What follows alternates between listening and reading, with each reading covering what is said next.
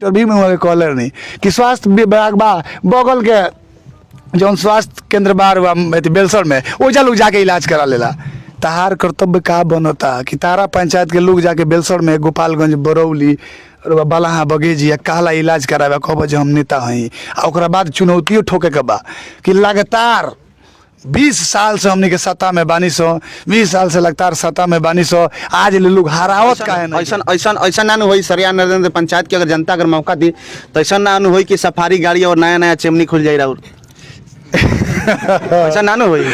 अपने दिल से जानिए पराए दिल का हाल हरदम कहले हम एगो बात कि उस आदमी को सौंप दो दुनिया का कारोबार जिस आदमी के दिल में कोई आरजू ना हो कोई आरजू ना हो। पंचायत के हिसाब देख लगभग 6 करोड़ रुपया इस सरिया नरेंद्र पंचायत में आयल बा। 1280 वोट उनका मिल रहा है जन चलते मुखिया बोल 6 करोड़ में 1280 से भाग दो तो बाबू कितना होता है दो तो भाग सना कितनी 46,875 रुपया एक आदमी के दिए तो कीमत दिए तो वोटवा देवे के आदमी अधिकारी हुई। तो पहले एक आदमी के 46,000 छोड़ी ऊपर ला हटा दी 875 हटा दी। हाँ चाहे नाश्ता कि सरिया नरेंद्र पंचायत में मुन्ना जी के बाद जितला के बाद से भोजपुरिया झकोरा के आके चिल्ला चिल्ला के कहे के पड़ो कि देखिए इंटरव्यू में हई बात कहले रहनी आज हई तस्वीर लौकता। रुआ से हाथ जोड़ के हम प्रार्थना करें। नमस्कार, हम बानी अमरजीत कुमार गिरी रेवा देखतानी भोजपुरिया झकोरा। आज हम पहुंचल बानी गोपालगंज जिला के बरौली प्रखंड के सरिया नरेंद्र पंचायत में और आमतौर पे हमने के सुनले बानी सन कि क्रिकेट बड़ा रोमांचक हो गईल बा। वही तरीका से सरिया नरेंद्र पंचायत के जौन चुनाव बा इहो काफ़ी रोमांचक हो गई बा और जहाँ जहाँ हमने के जाता नहीं सन रिपोर्टिंग करे 10 गो 12 गो प्रत्याशी 15 गो प्रत्याशी मुखिया के दौड़ में रहता लोग, लेकिन शायद बिहार के ही पहिलका पंचायत बा सरिया नरेंद्र पंचायत जहाँ पर 2 आदमी कैंडिडेट बा। कैंडिडेट तो एक ही आदमी बा और एक आदमी जीतल बा, माने कि निवर्तमान मुखिया और हमरा दाहिने बगल बैठल बानी रवि कुमार मुन्ना जी और निवर्तमान मुखिया, मतलब कि 2 ही आदमी बा। कांटे के टक्कर बा। इहे बस सब लोग कहता कि भाई का भइल का होता कब चुनाव बा कब रिजल्ट आई, काहे कि सब आदमी के बेचैनी बा और रोमांचक हो चुकल बा सरिया नरेंद्र पंचायत के चुनाव। हमरा दाहिने बगल बैठल बानी रवि कुमार मुन्ना जी, हालांकि यहाँ के परिचय के मोहताज नहीं थी। अपना संघर्ष अपना मेहनत के बदौलत आज बरौली ही ना आसपास के भी प्रखंड में यहाँ के लोग जानेला और एगो साधारण परिवार से बिलोंग करतनी, कोनो हस्ती ना हई, कोनो करोड़ों रुपया के मालिक यहाँ के नहीं थी। सबसे पहले हम बता दी कि आज 3 दिन से निवर्तमान मुखिया मतलब कि सरिया नरेंद्र पंचायत के जो निवर्तमान मुखिया के पति बानी वहाँ के हम 3 दिन से फ़ोन करतानी समय मांगतानी कि साहब कितना विकास भइल बा, थोड़ा हमरो चैनल पर चल जाए, हमरो 2-4 गो सवाल के जवाब दे देती, लेकिन वहाँ के तैयारी नहीं होत। वहाँ के कहतनी कि हमरा कुछ दिक्कत बा, एक्सीडेंट भइल बा, हम हॉस्पिटल जातानी, समय नहीं के। परसों से लेके आज तक ले सब रिकॉर्डिंग हमरा लगे बाटे का वहाँ से बातचीत भइल बाटे। प्रार्थना कैनी है, करजोरी भइल है, निहोरा कैनी है, आवेदन कैनी है कि थोड़ा सा 5 मिनट के समय दी कि 2 मिनट के राउर बाइट हमरो चैनल पर चल जाओ, लेकिन वहाँ के 3 दिन से हमरा के समय देता नहीं। आज वहाँ के सुबह में कहनी है कि काल रहे दी, अब काल के बाद परसों चुनावे बा तो इंटरव्यू कहिया हुई। खैर रवि कुमार मुन्ना जी के पास में फ़ोन हम कैनी है तो कहनी है कि बिल्कुल बाबा अपन बात हम रखें, रौरा आई। और 2 आदमी बा, फिर से बता दी कि रवि कुमार मुन्ना जी और ये जी के निवर्तमान प्रत्याशी मुखिया। तमाम सवाल जवाब हुई। रवि कुमार मुन्ना जी और स्वागत बा फिर से हमारा चैनल में। बहुत बहुत शुक्रिया, धन्यवाद। हम शुक्रगुजार बानी राउर की भोजपुरिया चैनल के माध्यम से। पहले भी गोपालगंज जिला के बरौली प्रखंड के सरिया नरेंद्र पंचायत के आवाज़ रउराई चैनल के माध्यम से लगातार उठावे के काम कैले बनी और आवाज़ उठावला के देन ही बा कि लोग अपना अधिकार के समझे लागल बा, अपना अधिकार के जाने लागल बा, अपन हक का बा हक के मांगे लागल बा, जौना के देन बा कि सरिया नरेंद्र पंचायत में मने एक आदमी तो प्रत्याशी जे बा जीतले बा पहले के सिंगल प्रत्याशी बनी हम। सारा लोग के मन में एगो उत्साह उत्पन्न भइल बा कि ई चैनल के माध्यम से विशेष धन्यवाद रुआ हम इसे दें कि सच का आईना होता है मीडिया, और बार बार मैं ये चीज़ देखा हूँ कि हरदम आप सच दिखाने का काम करते हैं। जैसे बाढ़ के टाइम में हम लोगों ने आपके माध्यम से भोजपुरी में बोली मुन्ना हाँ जी। सर, देखिए सॉरी हो जाला क्योंकि बात जानते नहीं, बात बोलते बोलते मैं ट्यूनिंग पकड़ा जाला तो फिर छूटेला ना। रुआ माध्यम से लगता है रुआ जो दिखावे के काम कोई नहीं, हमनी के बाढ़ वाला लोग के व्यवस्था जौन रहे तो 6,000 रुपया सरकार के जौन दिया तो बुझाव जी एहसान कल जाता, हम अपना पॉकेट से दे रहल बानी। उनमें बहुत सारा परिवार आज भी वंचित बा, आज भी ओकरा से घरे बुला के अकेला में समझावल जाता कि वोटवा हमरा के दो 6,000 रुपया, अभी बाकी बता पूरा परिवार के दिवा दी। कुछ लोग ये बात भी कह के धमकावल जाता कि 6,000 रुपया उतार जौन मिलल बा तो अब से भी सरकार से रिटर्न करवा दे। आ इहो बात कह के मने कानाफूसी कल जाता कि हमरा साथे रह 10 आदमी के अगला बेरी जकर नहीं हो ओकरो दिलवा दी। ई बात हो गल। दूसरा चीज एगो बड़ी तेज चल रहा बा स्थिति, अभी बड़ी जोर तोड़ से राशन कार्ड के स्थिति। राशन कार्ड के स्थिति ई चल रहा बा कि लोग से ई बतावल जाता कि जौन भी राशन कार्ड बनल गइल बा अगर हमनी के चुनाव हार जाएम सो तो सारा लोग राशन कार्ड कटवा देम सो। और ओकरा एगो एजुकेटेड पत्रकार हैं, आज तक इंटरव्यू एक दूगो लड़की इंटर में टॉप कैले इंटरव्यू रुआ देते हैं तो वो दिन जननी हमके रहो साइंस के भी बहुत अच्छा जानकारी रखत नहीं और क्वालिफिकेशन के बारे में वो दिन से हम मैं दिल से सलाम रुआ के करतनी। आ मुखिया जी के रुआ जो पिठियाओ तनी बार बार इंटरव्यू देवे खातिर तो वहाँ के इंटरव्यू देवे खातिर ऐसे तैयार नहीं हो कि आवरी के चैनल लाई 2000 साइड से देखे आ जौन बात अपना कहे के हुई तो उन्हें बात कहले में वह चैनल पर चला दी है। लेकिन भोजपुरिया झकोरा के खासियत रहल बा, हमने कई आदमी इस चीज़ के देखले भी बानी सो कि सच का आईना होता है मीडिया, उसमें चौथा स्तंभ भी होता है मीडिया, चौथा स्तंभ नहीं होता है। बिल्कुल, बिल्कुल। तो चौथा स्तंभ रुआ हरदम साबित होके काम कैले बनी।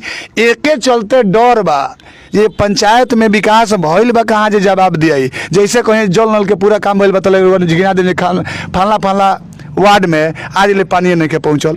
जैसे कहीं जे पूरा रोड बन गई बा तो वो बता दें कि हई रोड प्रधानमंत्री मुख्यमंत्री योजना से बनल बा, रौरा कौन बनौले बनी। जैसे बात बतिए मनरेगा के कि मनरेगा के काम करे में तैसे वो पूछ दें कि मनरेगा के काम करे में तो कई लाख रुपए के एस्टीमेट रहा तो एस्टीमेट बोर्ड लगले नहीं के कहीं बोर्ड भाई पंचायत में मेम तारा बेगम के नाम से तो बोर्ड के दिखावल जाओ। तो एस्टीमेट बोर्ड जब तक ना लगी तब तक पता ना चली कई लाख रुपए के एस्टीमेट बा, कई टाली माटी रुआ गिरौले बानी। मुख्य उद्देश्य हुए ना होला एस्टीमेट बोर्ड के। तो ये चीज क्वेश्चन करती जैसे स्वास्थ्य विभाग बा, एगो इंटरव्यू में हुआ कहले नहीं कि स्वास्थ्य विभाग बा बगल के जौन स्वास्थ्य केंद्र बार हुआ बेलसर में ओजा लोग जाके इलाज करा लेला। तहार कर्तव्य का बनता कि तारा पंचायत के लोग जाके बेलसर में गोपालगंज बरौली बलाहा बगेजी कहला इलाज करावे कब जे हम नेता हई। आ बाद चुनौतियों ठोके के बा कि लगातार 20 साल से हमने के सत्ता में बानी सो, 20 साल से लगातार सत्ता में बानी सो, आज ले लोग हरावत काहे नहीं है। हम तो वोट मांगे जइबे ना करी ले, एक रात वोटवे मांगी ले तो एक रात वोट के पूछे जा। मने ऐसा स्थिति हो गई जो पियर गमछी बटाता पियर गमछी बटाए लागल, रातों दिन एक कराए लागल, रात दिन घूम घूम के लोग से ई कहाए लागल जे वोट चाहे जा मन हुई तोहे दिए लेकिन साथवा घूम दो, आखिर हमरो गाँव में रहे के बा, हार जाए तो का हम मर जाए। ये तरह के शब्द प्रयोग करके भीड़ इकट्ठा कल जाता। तो जब जीत फिक्स है बा आ जब एक रात में वोट सारा मांगे लिया था तो इतना बेचैनी देह में काहे समाता। आ एक रात में वोट रोरू समझता नहीं जे कवना आधार पर कहल जाता जे एक रात में सारा वोटवा मांग ले, मैंने पैसा के बल पर सब किन ले। सरे नरेंद्र पंचायत के हिसाब दे लगभग 6 करोड़ रुपया इस सरे नरेंद्र पंचायत में आयल बा। 1280 वोट उनका मिल रहा है जन चलते मुखिया बोल 6 करोड़ में 1280 से भाग दो तो बाबू कितना होता है, दो तो भाग से ना देता नहीं 46,875 रुपया एक आदमी के दिए तो कीमत दिए तो वोटवा देवे के आदमी अधिकारी हुई। तो पहले एक आदमी के 46,000 छोड़ी ऊपरला हटा दी, 875 हटा दी, हाँ चाय नाश्ता खातिर हटा दी। 46,000 रुपया पर आदमी के दे के वोटवा कीनो तब बुझाई जो ओरिजिनल वोट हम कीन रहा बनी। 500 1,000 के फ्रूटी पिया के घुमा दिया था, क्योंकि पैसा के प्रलोभन दे के घुमा दिया था, क्योंकि भविष्य में आवे वाला समय में इंदिरा आवास पास हुई 5 बरस में। पहिलका बरौली प्रखंड के पंचायत बा कि 5 बरस में 5 गो इंदिरा आवास पास भइल बा। बिल्कुल। हम आगे और भी सवाल पूछे में पहले बता दी कि हमारा संगे समस्या हो गई बा। समस्या ये बा कि छपरा जिला में कई जगह इंटरव्यू करे गई है, सिवान में भी गोपालगंज में भी। हमार फोन छपरा में एक जगह गई हो जी, हमारे मित्र लोग बाटे हो जी के निवर्तमान मुखिया जी के कुछ समर्थक लोग बा, हमारे मित्र भी हटे। वो लोग बतावे लगल कि गिरी बाबा रुआ फोन करतनी तो गजब हो जाता मुखिया जी के।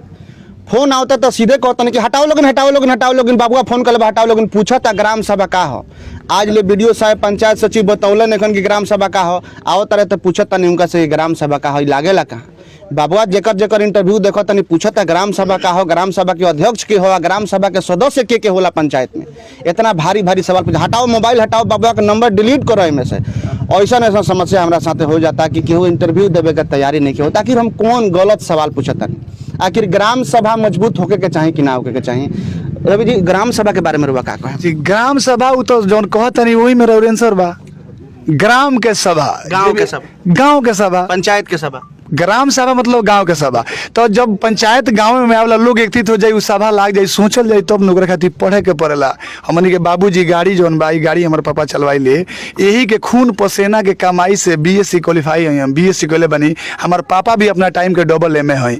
लोग गिनावे खातिर गिना देता जे फलवा इंजीनियर, फलवा डॉक्टर, सारा लोग डॉक्टर इंजीनियर पूरा जवार भरल है। हमरा बगल में ट्रांसफार्मर लाग रही तो बॉल हमरा के जरी, भाई लो भतीजा लो नाती लो पढ़ी लो तो क्वालिफिकेशन हमरा लगा जाई। अरे रौरा कितना पढ़ले बानी ऊ ना बताई, तब न पता चली पंचायत के विकास के गने होई। हम व्यूअर्स के बता दी कि सरिया नरेंद्र पंचायत जौन बा ये महिला सीट बाटे, एजी के भी प्रत्याशी के पति यहाँ के बनिया के बात रखतानी। और हम भी टेलीफोन पर बात कैले बनी निवर्तमान मुखिया के पति से भी। मुन्ना जी हम सवाल पूछम रउआ से कि राउर लड़ाई एगो ऐसा व्यक्ति से बा जे पैसा में रउरा से लाखों गुना मजबूत बा, जे रउआ से पावर में लाखों गुना मजबूत बा।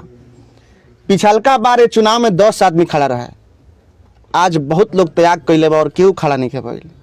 का कहे मेरा ऊपर? देखिए वो हमरा से मजबूत हो सकता रहे, लेकिन है लोग से मजबूत नहीं हो सकत।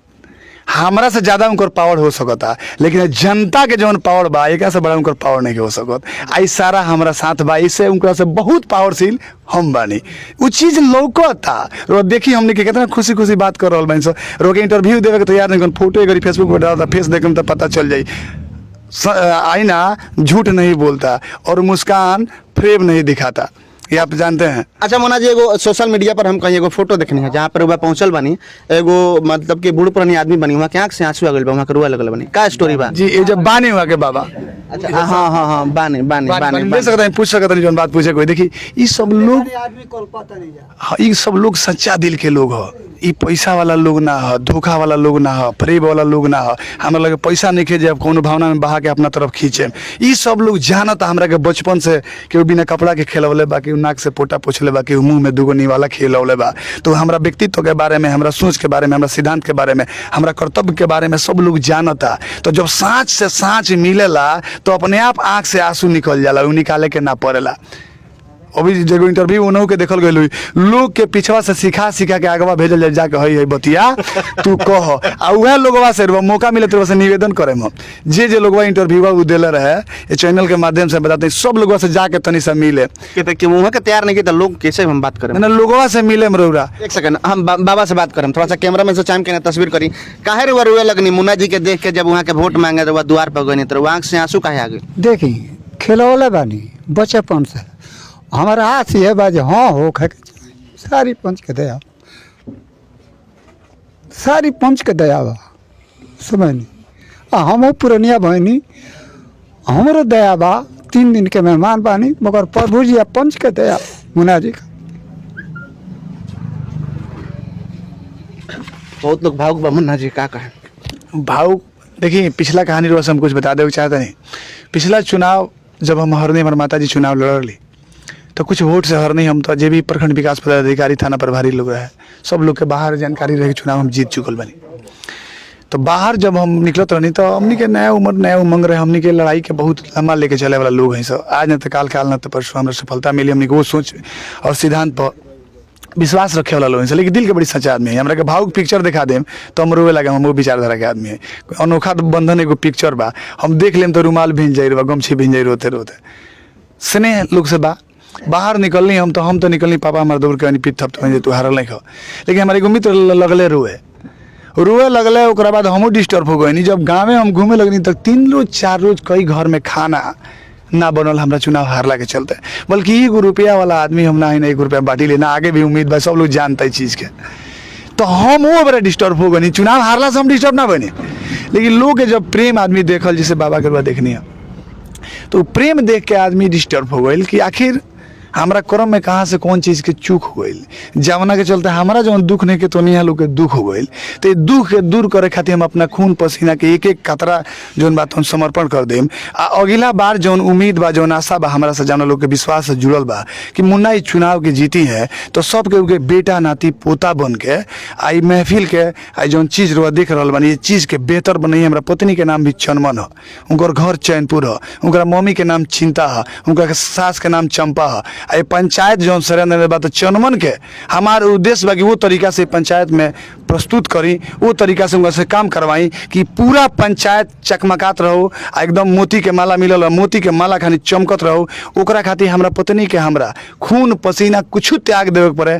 हमनी के दोनों बेकत केहू पीछे हटेला नहीं के। मुन्ना जी एगो हम सवाल पूछे मुन्ना जी, हालांकि बाबा भावुक हो गई है तो थोड़ा सा एथी हो गई है, हम से सवाल ही पूछम कि जौन लोग के उम्मीद बा, जौन लोग विश्वास एगो दिल में बना के रखले बा कि मुन्ना जी जीती हैं, तो आज तक ले जौन नइखे भइल, चाहे सरकारी लाभ हमनी के नइखे मिलल, चाहे पंचायत में जौन होके के चाहे उ नइखे भइल, वो नइखे लागत कि काफ़ी एगो बड़ जिम्मेवारी जनता देवे जाता। अगर वह जीतत तनी तो बहुत बड़ा जिम्मेवारी रही। सब लोग के जौन की आँख में आंसू बा ओकरा आंसू के पोंछ के एगो अलग विकास करे के जिम्मेवारी नइखे लोग के बड़ा चैलेंज रही। देखिए आँख में आंसू आई जरूर, लेकिन ये जो दुख के आंसू बा, दुख के आंसू ना आई, सुख के आंसू आई, खुशी के आंसू आई कि काश ही काम कुछ दिन पहले भय रही थी। जो रफ्तार 5 साल के बाद पकड़े बा 5 साल पहले से पकड़े रही तो आंसू आई, लेकिन खुशी के आंसू आई। और वो सब चीज़ के बाबा प्लान बा हमार, वो प्लान ऑलरेडी तैयार बा। हम आम सभा लगवाए, जनता मौका दी तो डूगी बजवा के, साउंड बजवा के, सारा लोग के एकत्रित करके सब जाति सारा धर्म के लोग बैठी आ जौन कमवा पास हुई कमवा हुई ओकर बाद अगला कमवा में काम लागी। आ बोर्ड लागी, एस्टीमेंट बोर्ड जे 5 लाख रुपया के काम बा तो केहू गाँव के 5 आदमी ऐसा ना होई सरिया नरेंद्र पंचायत की अगर जनता अगर मौका दी तो ऐसा ना होई कि सफारी गाड़ी और नया नया चिमनी खुल जाए राउर ऐसा ना होई। अपने दिल से जानिए पराए दिल का हाल। हरदम कहले हम एगो बात कि उस आदमी को सौंप दो दुनिया का कारोबार जिस आदमी के दिल में कोई आरजू ना हो, कोई आरजू ना हो।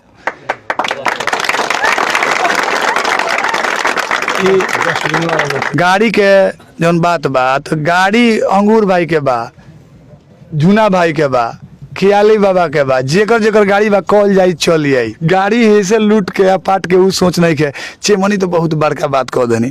हमार तो उ सोच बा कि 5 बरस में लोग के बीच रह के लगातार मजदूरी या सेवा जौन दुनू पति पत्नी काम हमनी के करम से ओकरा खातिर उतने आशीर्वाद चाहिए जे हमार बेटा दूगो बायस उ दुनू बेटवा पढ़त रहस आ पढ़ के बनस एगो डॉक्टर बने, एगो हिसाब से जौन सेटलमेंट हो हिसाब से बने कि आवे वाला भविष्य में एगो नर्सिंग होम खोली या पूरा जवार के फ्री इलाज दावा चले। हम वो सोच भी भविष्य के बेटा सन के भी बारे में वही तरह के सोच बा कि पढ़ा के डॉक्टर जरूर बनावे के बा, लेकिन डॉक्टर पैसा कमाए खातिर नहीं बनावे के, डॉक्टर ही जाके लोग के सेवा करे खातिर बनावे के बा। हमारू सोच बा कि हम रही चाहे ना रही, हमार कष्टी रहे चाहे ना रहे, कृत रह जाओ।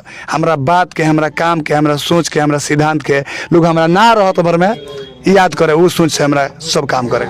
मुन्ना जी एक और सवाल पूछे और बड़ा सवाल पूछे कि मुख्य रूप से अगर सरिया नरेंद्र पंचायत के जनता मौका देता तो मुख्य रूप से सरिया नरेंद्र पंचायत के वो तमाम जनता खातिर सबसे पहले विकास के लेके स्वास्थ्य हो गई, शिक्षा हो गई, रोजगार हो गई, कहाँ से शुरुआत करें, का चीज़ के एस्टेब्लिश करें? सबसे पहले शुरुआत हमारे पहले से भी रहल बा। बच्चा हमरा के सब मुन्ना सर ही कहले से पहले से जब मौका मिलल स्कूल में जाके हम पढ़ा दिले, कोचिंग चलता कोचिंग में जाके पढ़ा दिले। पहिलका शुरुआत हमारे शिक्षा से हुई और सफाई से, स्वास्थ्य से। ऐसा तो ना हुई कि सरिया नरेंद्र पंचायत में मुन्ना जी के बाद जितला के बाद से भोजपुरिया झकोरा के आके चिल्ला चिल्ला के कहे के पड़ो कि देखिए इंटरव्यू में हई बात कहले रहनी, आज हई तस्वीर लौकता। रोज से हाथ जोड़ के हम प्रार्थना करें ऐसे कि वो तरह के समय ही हम ना आवे देम जवना के चलते रुआ क्वेश्चन करे के पड़ी। हाँ बात बा पढ़ल लिखल ना हो वो लोग फोन कइला पे कहम कि एक्सीडेंट हो गेल बानी छापरा तो जानी है ऐसा ना हो। देख ली जौन बात बा साफ सुथरा, अभी झगड़ा देख ली वो बड़ा तो फिर हम जैसे कहनी कि रिकॉर्डिंग कर रखल बा, रिकॉर्डिंग हुई। जी जी बिल्कुल। देखिए अब तो ये चीज बहुत सारा चीज बा बाबा की वो चीज भइला के बाद साबित हुई। ओकरा खातिर हम अपन जान जौन बा तो लगा दे जे रोला केहू के शर्मिंदा ना होके देम, केहू के शर्मिंदा ना होके देम। देखिए पंचायत के विकास, कोरोना के महामारी जैसन संकट में जौन जे जहे रहा केहू चप्पल रास्ता में किन के लोग के देत रहा, केहू चादर देत रहा, केहू रोटी खिलावत रहा, केहू पानी खिलावत रहा, हमनियों के बॉर्डर पर कुछ दिन पानी खिलावनी सब चीज़ व्यवस्था भइल। ये पंचायत के दुर्भाग्य कि जौन भी पैसा आइल सैनिटाइजर खातिर मास्क खातिर वो सारा पैसा मुखिया जी रख लेनी। ओकरा बाद रुआ डस्टबिन आइल बा जना के बाल्टिया कचरा है पोलथीन उलथीन बा जब रोड पर गिर जाई तो ओकरा गाय खा जाई, बकरी खा जाई, कुत्ता खा जाई, बीमारी हुई। तो ये बीमारी दूर करे खातिर सरकार के बहुत बड़ा योजना चलल बा जना खातिर डस्टबिन पंचायत के हर घर तक ले बांटल बा। ये पूरा पंचायत में घूम ले डस्टबिन के पैसा उड़ चुकल बा। एगो डस्टबिन के डिब्बा जौन बा तौन केहू के मिलल बा, केहू के नहीं मिलल। ओकरा बाद डस्टबिन के डिब्बा नहीं मिलल पंचायत में, कोई डस्टबिन के डिब्बा रुआ बाढ़ में आई रहनी नु, बाढ़वा में आई रहनी, बाढ़वा में 6 गो टेबुल लगा रहे गोटे, दाल बने तो मार डाला जाओ घटे तो आ सब्जी बने तो गरम पानी आ सारा लोग से ई कहल जाए हम अपना लोग से खियाओ तनी। तो ओकरा बाद में भइल का कि मुखिया जी का कइले बानी कि 62,000 आदमी के लगातार वहाँ के खियौले बानी जा 7 दिन के करीब खाना चलल।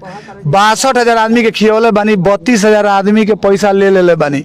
अगर 1,000 आदमी के खियावे खोला हमने किया शादी ब्याह में तो सवेरे से तैयारी होला, शाम में तो राती खान लोग खाला।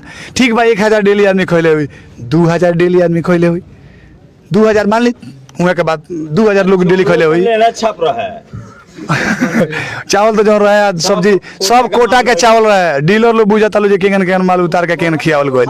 आ वैसन आदमी के 62,000 आदमी के सीओ साहब के लिस्ट देके चैनल के माध्यम से ऐसे बोलता नहीं कि साँच बा। 62,000 आदमी के मुखिया जी लिस्ट सौंपले बनी, 62,000 आदमी के हम सरकार के पैसा जौन बात सिलेंडर अलग से खियौले बनी। आ 32,000 आदमी के पैसा खियावला के मुखिया जी उठा चुकल बनी, बाकी के दावा ठोकले बनी। जी मुन्ना जी चाचा का दिखाओ तनी कौन सा कागज हटे दी तनी देखी यू सूची हो हमारा पंचायत के जवना लोग के सूची बना के दिखा दिल गई तार सूची जैसे जाता। आ ओकरा बाद देखी जे क्रॉस गुना के चिन्ह लौकता सबके काटल गइल बा।